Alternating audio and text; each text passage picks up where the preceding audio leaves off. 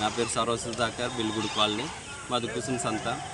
మాకు ఈ పైనాపిల్ గిట్టుబాటు రేటు చాలా తక్కువగా ఉంది. మాకు గిట్టుబాటు రేటు ఉంటే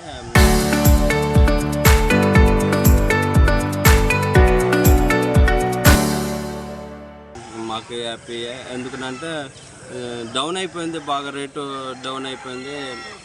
10 రూపాయల నుంచి 5 రూపాయల వరకు అడుగుతున్నారు. మాకు గిట్టుబాటు రేటు లేక మాకు బాధపడుతున్నాము.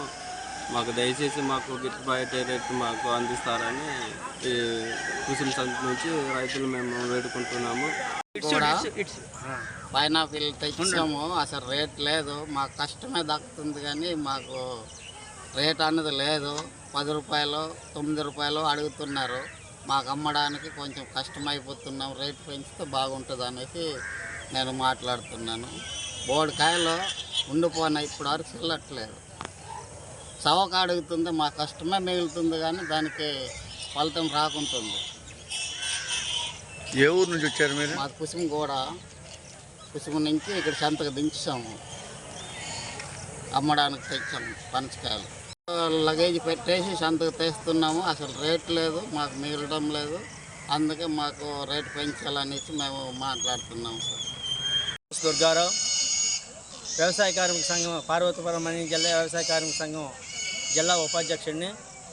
అయితే ఈరోజు శనివారం సంతకి రావడం జరిగింది.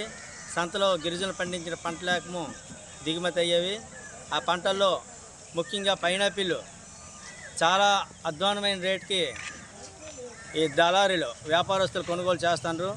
కాయ 8-10 రూపాయలు అయిపోయింది. ఆ కాయ బయటనేమో వాళ్ళు 40-50 రూపాయలకు అమ్ముతున్నారు. కాబట్టి ప్రభుత్వం వారు గిరిజనులు పండించిన పంటలకు కావాల్సిన గిట్టుబాటు ధర కల్పించడానికి కావాల్సిన మార్గాలను